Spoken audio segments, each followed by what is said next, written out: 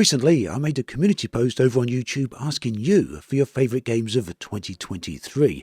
Now, this didn't necessarily have to be a game that was released in 2023. I was more interested in what you spent most of your time actually playing. But that said, yes, 2023 was an absolutely blast, an amazing year for games overall.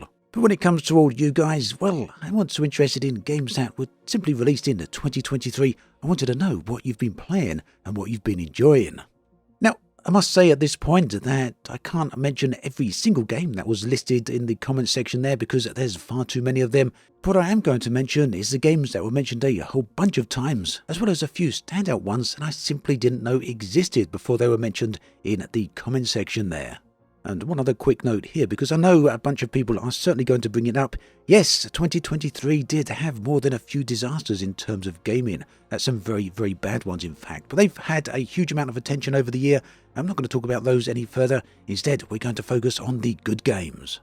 Unsurprisingly then, Armoured Core 6 Fires of Rubicon made it onto the list. The game made by From Software, the developers of Elden Ring and the Souls games. Now, this one I haven't played just yet, I just haven't had the time to fit it in, but this is a title I'm definitely going to be playing in 2024. Players undertake missions for various factions, communicated through radio and mission briefings. The game's core lies in customizing mechs with weapons and parts affecting weight, defense and stability, requiring tactical planning for diverse combat scenarios. Now, for those of you who really like combat, especially sci-fi focused combat, I think this one could be particularly interesting, and that's the main reason I really do want to jump in at this at some point in this year.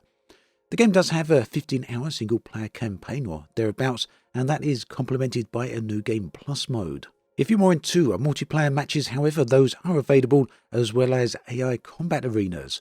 So yeah, I wasn't at all surprised to see so many of you talk about this game. Another game that didn't surprise me at all to see was Starfield. Now, I know this game has come in for quite a lot of hate, and I know I've been quite harsh in some of my criticism towards it over recent weeks, but I've also said multiple times that I do still feel it's a good game. It just has numerous problems. But that said, irrespective of all these issues, the game is obviously well liked by a lot of different people, and one thing that stood out in the comments was the amount of people that felt awkward, or at least a little bit apologetic, for actually mentioning Starfield was their favourite or most played game in 2023. No one should feel that way about playing Starfield.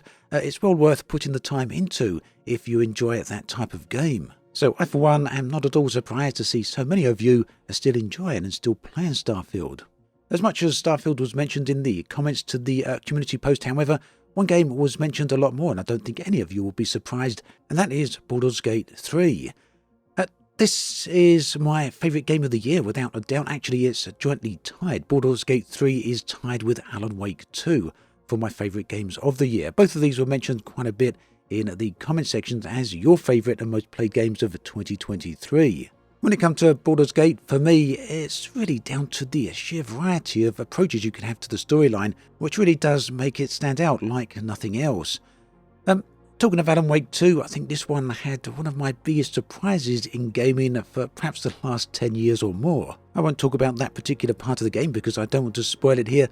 Suffice to say though, those of you who have played it will well know the chapter that I'm talking about. Alan Wake 2 then was truly an amazing game, and yeah, I can see why so many of you actually enjoyed that. Now, along with Baldur's Gate 3, another CRPG that got a few mentions is Warhammer 40k Rogue Trader. Now, I played this one relatively recently on a live stream, and I did really enjoy that. It's nice to have a Warhammer 40k game that goes so deeply into the lore. This is the type of game that many of us big Warhammer fans have certainly been waiting for a long time. So yeah, this one really did feel suitably grimdark and suitably Warhammer. And yeah, over the years there's been so many different Warhammer games, but the good ones are few and far between. Rogue Trader then is certainly one of the better ones. Now, a game I've seen mentioned an increasing amount of time over the years on my YouTube channel, especially towards the later half of 2023, is X4 Foundations. Now, this game is pretty old at this point. I think it came out around about 2017 or thereabouts, but it has had a lot of expansions over the time. People are always talking about X4 Foundations. It is easily one of the best single-player space sims out there, especially if you enjoy trading and building up empires. But what's really nice to see is the sheer amount of love and attention that this game seems to be getting, increasingly so in recent months. It's very, very well deserved. In fact, I'm very much considering doing a few live stream sessions on X4 Foundations over the coming weeks and maybe into the early part of 2024, but we'll see how that goes. I suspect it's something many of you would like to see. Do let me know your thoughts on that. Now, another game that I saw a lot of you mention is Avatar: Frontiers of Pandora. This one is in many ways a typical Ubisoft game, and from some quarters that earned it a bit of flack. But for me, this one has been especially interesting because of its absolutely stunning environments, and in my opinion, in many people's opinions probably, it's likely one of the visually best games of 2023. There's nothing else quite like it. It looks graphically absolutely amazing, and if you've ever dreamt of running around the moon of Pandora, then you could do a lot more worse than trying out Avatar. Whilst the gameplay may not be everyone's cup of tea, I really do think it at least deserves quite a mention, and I can understand why people have been enjoying it. The environments are absolutely stunning. Microsoft Flight Simulator, of course, has been a big option, a big fan favourite, a lot of people talking about it. Microsoft have been absolutely fantastic with their support of this game. Over the years, there's just been so many updates, and 2023 was no exception. Another flight sim I saw a lot of you mentioned is DCS World. Another sim that, despite its age, just keeps on giving. A lot of people actually are playing this one.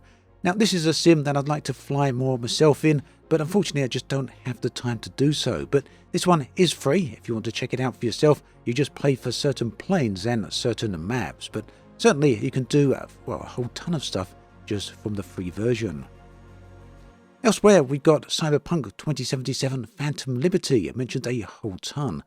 And this one is really deserved because it dramatically overhauls the base game. Although to be fair, the update 2.0 also dramatically changes Cyberpunk 2077. So yeah, this one, if you've held off playing Cyberpunk over the years since release, probably now is a great time to dive in, a better time than any. A really good game for 2023 then. And finally, one game that obviously got mentioned a lot was Elite Dangerous. Whilst the player count and interest in the game overall is certainly dwindling over the years, this one still remains firmly one of the best space games available. And whilst, to be perfectly honest, only a handful of people in the comments section actually mentioned this one, it still deserves a mention here.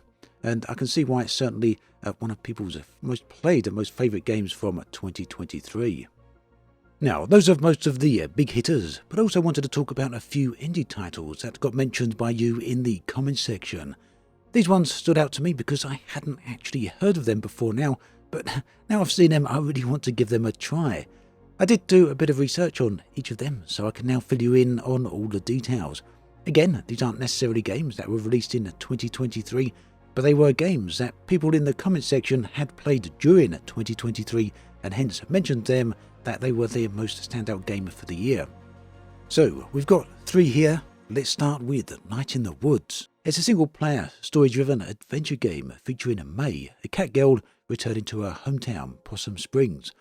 Players explore the town, engage in mini-games, and interact with anthropomorphic characters through dialogue choices, shaping May's story and relationships.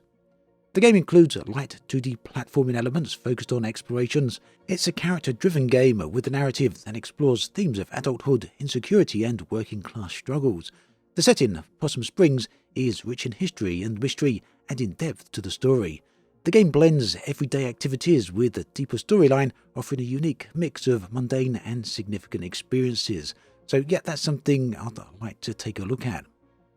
And the next title that got mentioned is My Time at Sandrock, and this one is a single-player town simulator where you act as a builder in a frontier town. The game blends crafting, farming, socialising, and combat. Players gather resources, construct machinery, and manage a workshop. Activities include mining, farming, cooking, and engaging in relationships with locals. Light RPG elements feature dungeon exploration and combat against creatures. The game has a night and day cycle, changing seasons, and special events, and it emphasises workshop management and reputation building through completing commissions. Now, unique to this game is the inclusion of modern weaponry for certain combat scenarios, which does add a third-person shooter dimension. So this one, bar the weapons here, sounds a lot like Stardew Valley, doesn't it? And for those of you who have followed this channel for long enough, will remember that I did actually play that game quite a bit. So yeah, something I'd like to take a look at as well.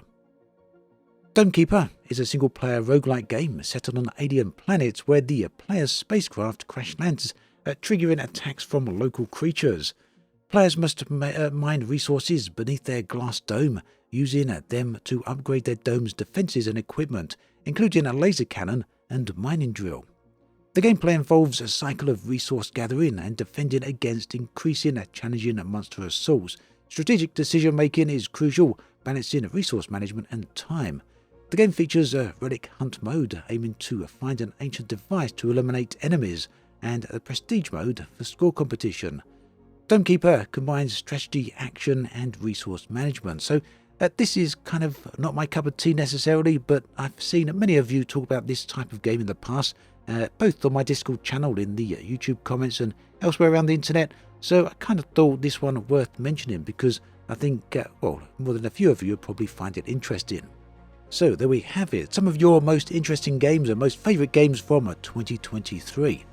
If you didn't get the chance to reply to the poll that I put up, then why not let me know in the comments section below instead. I'd love to hear what you have to say, and who knows, maybe I can create a follow-up video to this one. Do check out the videos on the screen right here meanwhile, and do take care. I'll catch you next time.